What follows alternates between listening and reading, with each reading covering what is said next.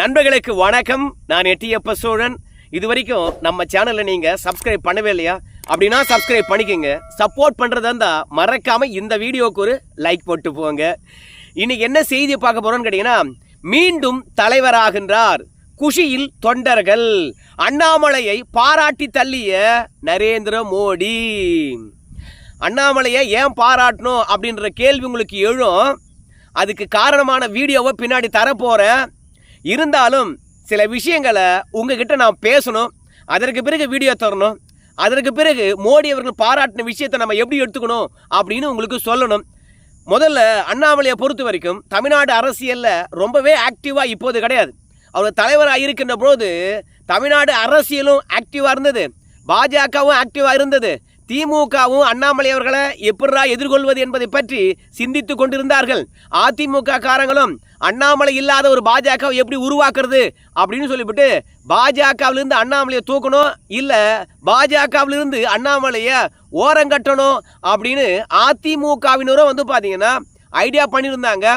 மொத்தத்தில் பாஜகக்குள்ள இருக்கக்கூடிய சீனியர்களும் சரி, சில சமூகத்தை சார்ந்த தலைவர்களும் சரி, அண்ணாமலை பாஜக விட்டு எப்போ போவார், இல்லை பாஜகவிலிருந்து எப்போது ஒதுங்கி நிற்பார் அப்படின்றது தான் அண்ணாமலை அவர்கள் பாஜக தலைவராக இருக்கின்ற வரைக்கும் ஒவ்வொரு கட்சியும் போட்ட ஐடியா.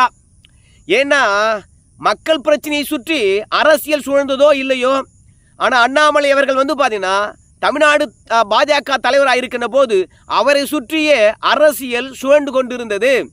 எந்த ஒரு மூத்த தலைவராக இருந்தாலும் சரி, ஆட்சி கட்டில் உட்கார்ந்துருக்கிறவங்களும் சரி, அண்ணாமலை அண்ணாமலை அண்ணாமலை மொத்தமாக அண்ணாமலையை பற்றியே பேசிட்டு இருந்தாங்க. டிஆர் பாலு, துரைமுருகன்ல இருந்து எடப்பாடி பழனிசாமி வரைக்கும் அண்ணாமலை அண்ணாமலை என்றே பேசிட்டு இருந்தாங்க.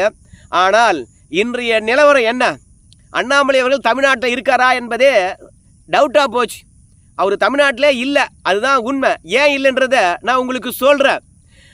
சமீபமாக அண்ணாமலை அவர்கள் பாஜகவில் நடந்த நிகழ்ச்சியில் எப்போது கலந்துக்கிட்டாருன்னு உங்களுக்கு தெரியுமா? இந்த பூத் ஏஜென்ட் விஷயம் தொடர்பாகவும் எஸ்ஐஆர் தொடர்பாகவும் மக்களுக்கு போய் விளக்கம் அளிக்க வேண்டும் என்ற ஒரு ஆலோசனை கூட நடந்தது கமலாலயத்தில். அதுக்கு வந்தார். அந்த தருணத்தில் ஏஎன்ஐ செய்தி நிருபர் போய் அண்ணாமலை வம்பிழுக்க, இந்த ஏஎன்ஐ செய்தி நிருபரை பொறுத்த வரைக்கும் திராவிடத்தினுடைய அடிவருடியாக இருந்திருக்கின்றார். அதனால் அண்ணாமலை ஏதாவது டென்ஷன் பண்ணணும் என்பதற்காக போய் மைக்கை நீட்ட அண்ணாமலை அவர்கள் ஏஎன்ஐ செய்தி நிருபர்கிட்ட பயங்கரமாக கோச்சிக்கிட்டார். அதற்கு பிறகு தான் என்னடா இது, அண்ணாமலையை பொறுத்த வரைக்கும் தமிழ்நாட்டில் இருக்கக்கூடிய ஒவ்வொரு பத்திரிகையாளரும் மதிக்கக்கூடியவர். அண்ணே ரொம்ப நேரமாக வெயிட் பண்ணுறீங்கண்ணே, கோயம்புத்தூரானே, நான் சென்னையில் போய் பேட்டி தரேனே, ஏன்னா இங்கே பேட்டி தந்து அங்கே இருக்கும் கோச்சிக்குவாங்கண்ணே, அதனால் அடுத்த வாரம் கோயம்புத்தூரில் தரனே அப்படின்னு எப்படியா இருந்தாலும் பத்திரிகையாளர்கிட்ட நின்று பதில் சொல்லிட்டு போவார். வம்படி பண்ணுகின்ற பத்திரிகையாளர்களுக்கு சவுக்கடியும் கொடுப்பார். ஸோ அரவணைக்கிற நேரத்தில் அரவணைப்பார், அடித்து துவைக்கிற நேரத்தில் இந்த பத்திரிகையாளர் அடித்து துவைப்பார். ஆனால் வம்படியாக ஏஎன்ஐ செய்தி நிருபர் அண்ணாமலை கிட்ட வம்பிழுக்கிறாரு, யாரா இவர் அப்படின்னு தேடி பார்க்கின்ற போது இந்த ஏஎன்ஐ செய்தி நிருபரை பொறுத்த வரைக்கும் சன் டிவிலே வேலை பார்த்துக்கிறார். நம்ம முதலமைச்சர்கிட்டலாம் போய் சந்திச்சிருக்கிறார். அதனால் திராவிடத்தினுடைய பின்னணியில் இருந்து வந்தவர் தான் இந்த ஏஎன்ஐ செய்தி நிருபர். அதுதான் அண்ணாமலை அவர்களுடைய தமிழ்நாட்டில் கலந்து கொண்டு சர்ச்சையான ஒரு நிகழ்வு. அதற்கு பிறகு அவரை பார்க்கவே முடியல. பிறகு இந்த வீடியோ நேற்று திடீரென வைரல் ஆகுது. இந்த வீடியோவை பாஜக தொண்டர்கள் பார்த்தீங்கன்னா சமூக வலைதளம் முழுவதும் வைரலாக்கி கொண்டிருக்கின்றார்கள், கொண்டாடி கொண்டிருக்கின்றார்கள். என்ன வீடியோ அப்படின்னு கேட்குறீங்களா? பார்த்துட்டு வந்துருங்க. இந்த வீடியோவில் அண்ணாமலை அவர்கள் சொட்ட ஓடி சைக்கிளை தள்ளிக்கிட்டு வேகமாக போகிறாரு. இந்த வீடியோ பற்றி உங்களுக்கு ஏற்கனவே தெரிந்து விட்டு இருக்கும். மெயின்ஸ்ட்ரீம் மீடியாவிலேருந்து எல்லா மீடியாவும் பார்த்தீங்கன்னா இதை பற்றி பேசிவிட்டார்கள். உலகத்தில் இருந்து 1500 பேர் கோவாவில் கலந்து கொண்ட ட்ரைத்லான் போட்டி. இது ஃபிட் இந்தியா மூமெண்ட் என்று நம்ம மோடி அவர்கள் தொடங்கி வைச்சது. இந்தியாவில் இருக்கிறவங்க ஒவ்வொருத்தரும் பார்த்தீங்கன்னா ஆரோக்கியமாக இருக்கணும், திடமாக இருக்கணும், வலிமையாக இருக்கணும் என்பதற்காக ஃபிட் இந்தியா மூமெண்ட்டை நம்ம நரேந்திர மோடி அவர்கள் கொண்டு வந்தார். அதன் அடிப்படையில் தான் இந்த மாதிரியான கடுமையான விளையாட்டு போட்டிகள் எல்லாம் நடத்தப்படுகிறது. அதில் அண்ணாமலை அவர்கள் என்ன சொல்கிறாருன்னு கேட்டிங்கன்னா, ஒரு வருட காலமாகவே நான் இதில் கலந்து கொள்ள வேண்டும் என்பதற்காக பயிற்சி செஞ்ச மாதிரி தான் இருந்தது. நல்ல வேளையாக இந்த விளையாட்டு போட்டியில் முழுமையாக நிறைய பேர் நிறைவு செய்யலை. ஆனால் இந்த போட்டியை நானும் தேஜஸ்வி சூர்யா அவர்களும் நிறைவு செய்து விட்டோம் அப்படின்னு அண்ணாமலை அவர்கள் பார்த்தீங்கன்னா இந்த போட்டியில் என்னென்ன நடந்தது என்பதை பற்றி தெளிவுபடுத்தி இருக்கின்றார். முதல்ல அண்ணாமலையை பொறுத்த வரைக்கும் 1.9 கிலோமீட்டர் அளவுக்கு நீச்சல் செஞ்சிருக்கிறார். அதற்கு பிறகு ஒரு 20 கிலோமீட்டர் என்று நினைக்கிறேன் அவர் ஓடி இருக்கின்றார். அது மட்டும் இல்லாமல் ஒரு 90 கிலோமீட்டர் அளவுக்கு சைக்கிள் ஓட்டியிருக்கின்றார். ட்ரைத்லான் போட்டி. இது ஏதோ உட்காந்து சாப்பிட்டுட்டு அதுக்கப்புறம் தொடர்ச்சியாக செய்யாமல் விட்டு செய்யணும் போல இருக்குது அப்படின்னு நினைக்காதீங்க. நீச்சல் அடிச்சியா, அதற்கு பிறகு 21 கிலோமீட்டர் ஓடனையா, அதற்கு பிறகு உடனடியாக சைக்கிள் எடுத்து 90 கிலோமீட்டர் போகணும். இதை பல பேர் முடிக்கவே மாட்டாங்க, பாதியிலே வெளியேறிடுவாங்க. ஆனால் அண்ணாமலையை பொறுத்த வரைக்கும் இதை முழுமையாக முடித்து இருக்கின்றார். அண்ணாமலைக்கு ஆச்சரியமாக இருக்கிறது, தேஜஸ்வி சூர்யா அவர் அண்ணாமலையை விட வயதில் குறைந்தவர். அவருக்கு என்ன ஒரு 26 வயசு தான் இருக்கும். ஆனால் அண்ணாமலைக்கு 41 வயசு. ஸோ அது மட்டும் கிடையாது, அண்ணாமலையை பொறுத்த வரைக்கும் காவல்துறையில் இருந்தவர் தான். காவல்துறையில் இருக்கிற வரைக்கும் அவர் பயிற்சி எடுத்துக்கொண்டு இருந்தார். அதற்கான போதுமான நேரம் இருந்தது. ஆனால் அரசியலுக்கு வந்த பிறகு பயிற்சி எடுப்பதற்கான நேரமும் கிடையாது. ரெண்டாவது, இந்த மாதிரி போட்டிகளில் கலந்து கொள்ள வேண்டும் என்ற எண்ணமும் இல்லை. அதனால் அண்ணாமலை பொறுத்த வரைக்கும் அரசியலுக்கு வந்த பிறகு அப்படியே இந்த காவல்துறை இருக்கின்ற போது தொடர்ச்சியாக எடுத்துக்கொண்ட பயிற்சியோ இல்லை உடற்பயிற்சியோ செய்யாமல் அப்படியே இருந்தார். பிறகு அரசியலில் இருந்து கொஞ்சம் ஒதுங்கி நிற்கிற பிறகு அவர் தொடர்ச்சியாக உடற்பயிற்சி செய்து கொண்டு தான் இருந்தார். அதை தான் அண்ணாமலை அவர்கள் குறிப்பிடுகின்றார். கடுமையாக ஓராண்டு காலம் பயிற்சி எடுத்தோம்பா, இது எப்படியாவது நிறைவு செய்துவிட வேண்டும் என்று நினைச்சோம்பா, நிறைவு செய்து விட்டேன்பா. அதுலேயும் நரேந்திர மோடி அவர்கள் ஃபிட் இந்தியாவை கொண்டு வந்தார். அதுக்கு நரேந்திர மோடி அவர்களுக்கு நம்ம அண்ணாமலை அவர்கள் நன்றியும் பாராட்டியும் தெரிவித்திருக்கின்றார். நீங்கள் தாங்க எங்களுக்கு எல்லாருக்கும் இன்ஸ்பிரேஷன், நீங்கள் முன்னுதாரணமாக எல்லாத்தையும் செய்கிறீங்க அப்படின்னு சொல்லியிருக்கிறாரு. நம்ம இந்தியாவில் இருக்கக்கூடிய ஒவ்வொரு குடிமகனும் பார்த்திங்கன்னா வலிமையாகவும் திறமையாகவும் பலமாகவும் இருக்கணுன்றதுக்காகவே இந்த ஃபிட் இந்தியாவை கொண்டு வந்திருக்கீங்க. நாளுக்கு நாள் பொருளாதாரத்தை வளர்ச்சி அடையதோ இல்லையோ, ஆனால் சுகாதாரத்திலும் உடல் மேம்பாட்டிலும் வலிமையிலும் பார்த்திங்கன்னா ஃபிட் இந்தியா மூலமாக வளர்ந்து கொண்டு இருக்கிறது அப்படின்னு நம்ம மோடி அவர்கள் ஃபிட் இந்தியாவை கொண்டு வந்தார் இல்லையா, அது எந்த அளவுக்கு சிறப்பாக நடக்குது அப்படின்னும். அதே மாதிரி கோவாவில் தான் இது நடந்தது. அதனால் இந்த அயன்மேன் 70.3 என்ற நிகழ்ச்சியை நம்ம மோடி அவர்களும் பாராட்டி இருக்கின்றார். அதில் கலந்து கொண்டவங்க அத்தனை பேருக்கு பார்த்தீங்கன்னா வாழ்த்து தெரிவித்திருக்கின்றார் நம்ம நரேந்திர மோடி அவர்கள். அது மட்டும் இல்லாமல் எங்களுடைய இளம் சகாக்கள் என்று சொல்லிட்டு அந்த போட்டியில் கலந்து கொண்டார்கள் இல்லையா, அண்ணாமலை மற்றும் தேஜஸ்வி சூர்யா, நரேந்திர மோடி அவர்கள் பாராட்டுகளையும் வாழ்த்துக்களையும் தெரிவிச்சிருக்கிறார். ஆனால் அதில் சொல்லப்பட்டிருக்கின்ற வரிகள் என்பது மிக மிக முக்கியமானது. அதாவது இந்த ட்ரைத்லான் போட்டியில் நிறைய பேர் கடைசி வரைக்கும் பங்களிப்பை செலுத்தி அந்த விளையாட்டு போட்டியை முடிக்க மாட்டாங்க. ஆனால் நம்ம அண்ணாமலை அவர்களும் சரி, தேஜஸ்வி சூர்யா அவர்களும் சரி, இந்த போட்டியில் கலந்து கொண்டது மட்டும் இல்லாமல் கடைசி வரைக்கும் அந்த போட்டியில் முடிகின்ற வரைக்கும் பங்களிப்பை செலுத்திட்டு அந்த போட்டியை நிறைவு செய்திருக்காங்க இல்லையா. இப்படி நிறைவு செய்திருப்பது நம்ம நரேந்திர மோடி அவர்களுக்கு மகிழ்ச்சியை தரக்கூடிய ஒரு விஷயமா இருக்கிறதா. அது மட்டும் கிடையாதுங்க, இந்த போட்டியில் பாஜக சார்பாக நிறைய பேர் கலந்துக்கிட்டாங்க. ஆனாலும் இந்த 2 பேரை மட்டும்தான் நரேந்திர மோடி அவர்கள் பாராட்டி இருக்கிறார். நரேந்திர மோடி அவர்களுக்கு வேலை இல்லையே என்ன, பீகார் தேர்தலானது அனல் பறக்கிறது. அதுக்கு பிறகு பங்களாதேஷினுடைய பகையாக இருக்கலாம், பாகிஸ்தானுடைய எல்லை தாண்டிய பயங்கரவாதமாக இருக்கலாம், சீனாவினுடைய பொருளாதார நெருக்கடியாக இருக்கலாம், அமெரிக்காவினுடைய அதிரடி முடிவுகளாக இருக்கலாம், வரி விதிப்பாக இருக்கலாம். இவையெல்லாம் நரேந்திர மோடியினுடைய தலையில் தான் விடிந்திருக்கிறது. இப்பேற்பட்ட சவால்கள் நிறைந்த இந்த காலகட்டத்தில் அண்ணாமலை அவர்களுக்கும் ஒரு வாழ்த்தை தெரிவித்திருக்கின்றார். அந்த வாழ்த்து சாதாரண வாழ்த்து இல்லை. ஏன் தெரியுமா, ஒரு பிரதமரை பொறுத்த வரைக்கும் ஏகப்பட்ட வேலை இருக்கும், அதெல்லாம் ஒதுக்கிட்டு வாழ்த்து தெரிவித்திருக்கின்றார். அதனால் இது ஒரு பெரிய வாழ்த்து தான் அப்படின்னு சொல்லிட்டு நீங்கள் சொன்னாலும் அதை தாண்டியும் இது ஒரு ஸ்பெஷல். எப்படின்னு கேட்குறீங்களா, அண்ணாமலையை தமிழ்நாட்டில் ஒரு பெரும் தலைவராக வளர்க்க வேண்டும் என்று நம்ம நரேந்திர மோடி அவர்கள் நினச்சிருக்கிறாரு. அதே மாதிரி தேஜஸ்வி சூர்யா இருக்கார் இல்லையா பெங்களூரில், அவரையும் ஒரு பாஜகனுடைய அடுத்த முகமாக கர்நாடகாவில் வளர்க்க வேண்டும் என்று அவங்க நினைக்கிறாங்க. எதை வச்சு சொல்கிறேன் அப்படின்னு கேட்பீங்க. அண்ணாமலையை வாழ்த்துவதோ பாராட்டுவதோ ஆங்கிலத்தில் போட்டு போயிருக்கலாம். ஆனால் ஸ்பெஷலாக தமிழில் பார்த்திங்கன்னா அண்ணாமலைக்கு வாழ்த்தையும் பாராட்டையும் தெரிவித்திருக்கின்றார்.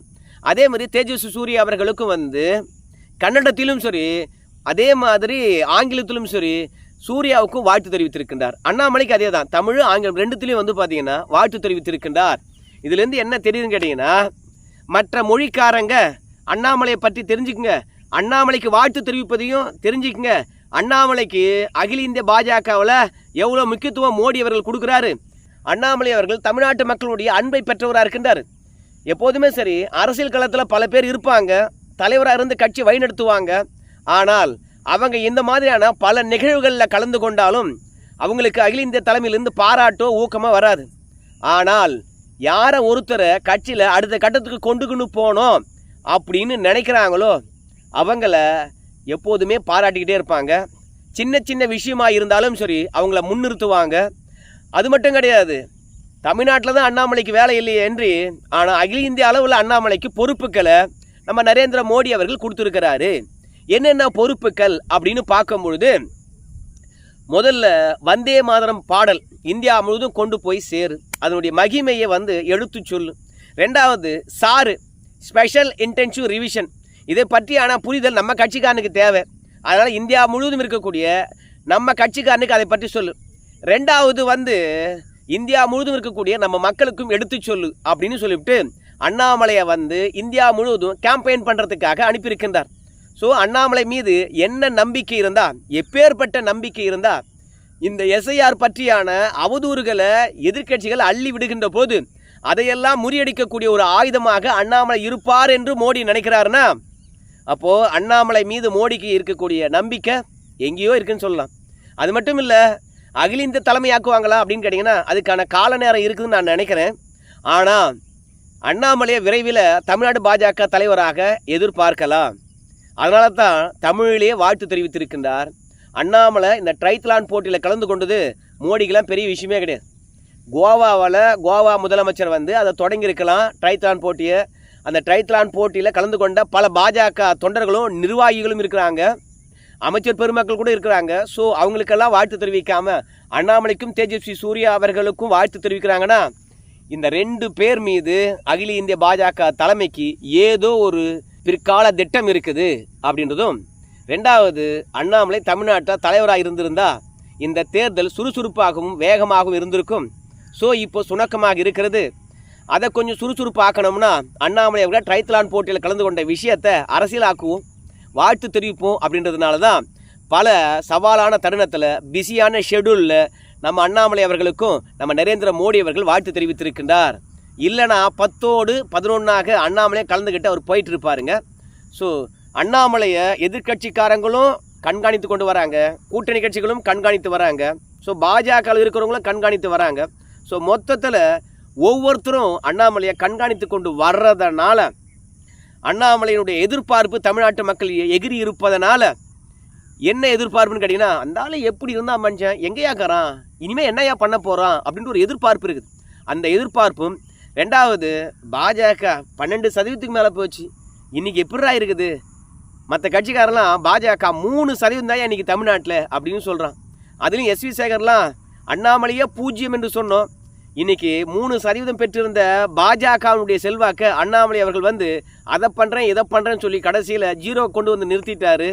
மொத்தத்தில் பாஜகவுக்கு விழுந்து பரண்டாலும் 3% வாக்குகள் தான் இருக்கும் அப்படின்னு எஸ்வி சேகர் அவர்கள் பார்த்தீங்கன்னா கலாய்க்கிறாரு. அண்ணாமலையுடைய வங்கி கணக்கில் தான் மாற்றம் ஏற்பட்டுக்கிறதை கண்டு பாஜகவுடைய வாக்கு வங்கியில் எந்த மாற்றமும் இல்லை அப்படின்னு நம்முடைய எஸ்வி சேகர் சொல்கிறாரு. ஆனால் அண்ணாமலையை தலைவராக இருக்கின்ற போது அண்ணாமலை மீது வன்மத்தை கக்கனவர் எஸ்வி சேகர். பாஜக வளரல அப்படின்னு அண்ணாமலை தலைவராக இருக்கும்போது சொல்ல முடியல, ஆனால் இப்போது சொல்கிறாரு. அந்த அளவுக்கு குவைட்டாக இருக்குது பாஜக. திமுக எதிராக இருக்கக்கூடிய தவறுகளை நயனார் நாகேந்திரன் சுட்டி காட்டுறாரு, மேடை தூரம் பேசுகிறாரு, ஆட்சி மாற்றம் வேண்டும் என்று சொல்கிறாரு. திமுக ஆட்சியினுடைய முடிவு காலம் நெருங்கி விட்டது, கவுண்டவுன் தொடங்கிடுச்சு அப்படின்லாம் கூட நல்லா பேசுகிறாரு. தமிழகத்தில் இருக்கக்கூடிய அவலங்களையும் சரி, இந்த ஆட்சி செய்கின்ற அலங்கோலங்களையும் சரி எல்லாத்தையும் பட்டியலிடுறாரு. ஆனால் ஊடகத்தில் கவனம் பெற மாட்டேங்குது. அண்ணாமலை மாதிரி அதிரடி காட்ட வேண்டும் நயனார் நாகேந்திரன் அப்படின்னு சொல்லி நான் நினைக்கிறேன்.